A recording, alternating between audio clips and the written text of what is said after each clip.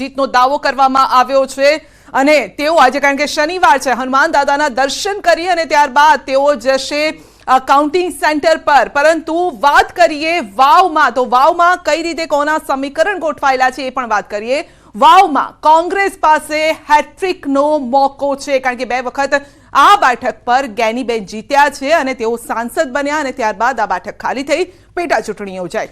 માટે કોંગ્રેસ પાસે હેટ્રિકનો મોકો છે। શું એ મળે છે કે નહીં, કે પછી એ ચૂકી જાય છે? કારણ કે ભાજપ પાસે 7 વર્ષ બાદ ફરી જીતનો આ મોકો આવ્યો છે અને આ મોકો બીજેપી છોડવા નથી ઈચ્છતી। કારણ કે પ્રચાર દરમિયાન પણ આપણે જોયું હતું કે આખું મંત્રીમંડળ ત્યાં પહોંચી ગયું હતું પ્રચાર માટે અને એ જ બતાવતું હતું કે બીજેપી માટે આ વખતની ચૂંટણી કેટલી મહત્વની છે। 3.5 દાયકા બાદ માવજી પટેલને એમએલએ બનવાનો મોકો મળ્યો છે કારણ કે બીજેપી તરફથી તેઓએ પોતાની પેરવી કરી હતી કે મને ટિકિટ આપો, પરંતુ તેમને ટિકિટ ન મળી અને તેઓએ અપક્ષ ઉમેદવારી નોંધાવી। સવાલ એ છે કે અપક્ષ ઉમેદવારી કોને ભારે પડી શકે છે તે આજે ખ્યાલ આવશે। તો આ 3 અલગ અલગ પોઈન્ટ છે અને એ પોઈન્ટના આધારે જ આજનો દિવસ રહેવાનો છે, શનિવારનો દિવસ છે। સ્વરૂપજીએ કીધું કે હનુમાન દાદાના આશીર્વાદ મળશે, તેનો મતલબ તેમનું કહેવાનું એ છે કે ભાજપ પાસે 7 વર્ષ બાદ જીતનો આ મોકો છે અને જીતીને બતાવશે। વરઘોડો પણ કાઢવાની વાત કરી દીધી કે બીજેપી કાર્યાલયથી આ વરઘોડો નીકળવાનો છે। વાજતે ગાજતે હવે કોણ નીકળે છે, ઘોડે કોણ ચઢે છે? કારણ કે જ્ઞાનીબેને પણ કીધું હતું કે મારે તો લૂણ ઉતારવાની છે, તો એ જોવાનું રહેશે કે જીતનો જશ્ન આજે કોણ મનાવશે।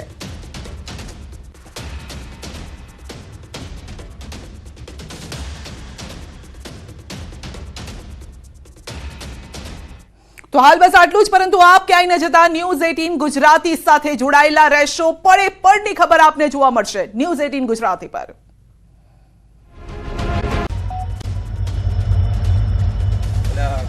સંધ્યા આપને જણાવી દઉં કે અત્યારે આજે ત્રિપાંખીઓ જંગ છે અને સૌરભજી જે છે તે હનુમાન દાદાના દર્શન કરીને મતગણતરી કેન્દ્ર પર જવાના છે। અત્યારે આપણી સાથે છે ભાજપના ઉમેદવાર સૌરભજી ઠાકોર। કેટલો જીતનો વિશ્વાસ છે સૌરભજી? 100% વિશ્વાસ છે। જ્યારે પાટેશ્વર મહાદેવના દર્શન કરી અને એમના આશીર્વાદ મળતા હોય ત્યારે 100% વિશ્વાસ છે।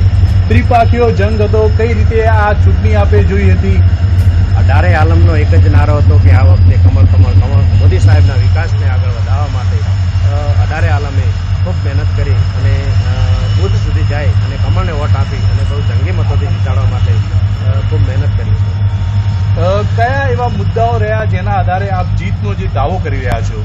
અમારા મુદ્દા જ્યાં કમાન એરિયામાં આવતું સિંચાઈનું પાણી ત્યાં નથી પહોંચ્યું, ત્યાં પહોંચાડવાના પ્રયત્ન કરીશું। આરોગ્ય માટે પણ પ્રયત્ન કરીશું, રોડ રસ્તા માટે પણ પ્રયત્ન કરીશું અને જ્યાં રોજગારીની જે ખામી છે રોજગારી માટે પણ GIDC લાવવાનો પ્રયત્ન કરી અને લોકોના જે નાના મોટા કામો છે એ કામોમાં સંપૂર્ણપણે પ્રયત્ન કરી મદદરૂપ થઈ અને પૂર્ણ કરીશું। 2022માં થોડા મતો માટે આપ જ્ઞાનીબેન સામે રહી ગયા હતા અને જે કમી હતી તે આ વખતે પૂરી થઈ ગઈ છે? હા, 100% 2022ની અંદર અમે એકદમ નવા પડ્યા હતા ત્યારે દરેક કાર્યકર્તા સુધી પહોંચી ન શક્યા, મતદારો સુધી પહોંચી ન શક્યા, ત્યાં થોડા મતોથી હારનો સામનો કરવો પડ્યો, પણ તે ત્યાંથી કરીને આજ દિન સુધી લોકો વચ્ચે રહ્યો છું। લોકોના નાના મોટા કામોમાં સુખ દુઃખમાં પણ સાથ આપ્યો છે અને પ્રસંગોમાં પણ સાથ આપ્યો છે, પ્રસંગોમાં પણ હાજરી આપી છે। એટલે આ વખતે લોકો પણ મને સારી રીતે ઓળખે છે, મારા ભોળા ચહેરાને સારી રીતે ઓળખી અને લોકોએ ખૂબ સાથ સહકાર આપ્યો, લોકોએ ખૂબ પ્રેમ આપ્યો છે, લોકોનો અપાર આશીર્વાદ મળી રહ્યા છે। એ લોકોના આશીર્વાદ થકી આ વખતે બહુ જંગી મતોથી કમળ જીતશે। 82,000 કરતાં પણ વધુ મતો જે છે તે વાવ વિધાનસભા બેઠક પર છે। આપ ઠાકોર ઉમેદવાર છો, અલ્પેશભાઈ પણ બહુ મહેનત કરી હતી। શું લાગે છે ઠાકોરો કઈ બાજુ રહેશે અને શું ઠાકોરોના મતોથી આપ જીતી રહ્યા છો? ઠાકોર સમાજ, હું પણ ઠાકોર સમાજમાંથી આવું છું અને ઠાકોર સમાજને પણ વિકાસની જરૂર છે। આ વખતે ઠાકોર સમાજે પણ નિર્ણય લીધો છે કે આ વખતે મોદી સાહેબના હાથ મજબૂત કરવા, મોદી સાહેબની જે વિકાસ યાત્રા છે એ વિકાસ યાત્રાને આગળ વધારવા માટે ઠાકોર સમાજ પણ એક થઈ અને ભાજપને કમળને વોટ આપી અને આ વિકાસને આગળ વધારવા માટે સાથ સહકારમાં પૂરેપૂરા 100% રહ્યા છે અને અમને અઢારે આલમનો ભરોસો છે। અઢારે આલમે સાથ સહકાર આપ્યો છે અને અઢારે આલમ થકી આજે કમળ ખીલશે અને મોદી સાહેબના હાથ મજબૂત કરશે। માવજીભાઈ પટેલ જે છે છેલ્લી ઘડીએ ઉમેદવારી નોંધાવી હતી, માવજીભાઈ પટેલ જે આપને નુકસાન કરાવશે કે ફાયદો કરાવશે? નહીં, અહીંની જનતા જો અઢારે આલમ વિકાસને વરેલી છે અને જે માવજીભાઈ જે સમાજમાંથી આવે છે એ સમાજ પણ ભારતીય જનતા પાર્ટીને વરેલો છે. એટલે ભારતીય જનતા પાર્ટીને વરેલો સમાજ હોય એ ક્યારે ભૂલ ના કરે. એમણે પણ ખૂબ જ આશીર્વાદ આપ્યા, ખૂબ જ કમળને વોટ આપ્યા છે અને 100% કમળને જીતાડવા માટે પ્રયત્નો કર્યા છે અને 100% કમળ જીતશે. સ્વરૂપજી, કેટલા મતોથી આપ જીતી રહ્યા છો? બહુ જંગી લીડ આવશે. ટૂંક જ સમયમાં તમને પણ ખબર પડી જશે અને બહુ જંગી મતોથી લીડ આવશે અને જંગી મતોથી કમળ જીતશે એ પૂરેપૂરી આશા છે. કયા એવા કામો છે જે હજી સુધી બાકી રહી ગયા છે? 2 ટર્મથી જ્ઞાનીબેન જીતી રહ્યા હતા અને હવે આપ જો જીતો છો તો કયા એવા કામોને મહત્વ આપશો? છેલ્લા 7 વર્ષથી ભાજપનું વિધાનસભાની અંદર શાસન ન હોવાના કારણે જેવા જોવે એવા કામો થયા નથી. એ કામોને ચાલુ સરકારમાં બેસી, ભારતીય જનતા પાર્ટીની સરકારમાં બેસી અને નાના મોટા કામો સંપૂર્ણપણે અમે જે બાકી રહ્યા છે એ પૂર્ણ કરવા પૂરેપૂરો પ્રયત્ન કરી અને પૂર્ણ કરીશું. સ્વરૂપજી, જો આપ જીતો છો તો જીતનો વરઘોડો ક્યાંથી ક્યાં સુધી નીકળશે?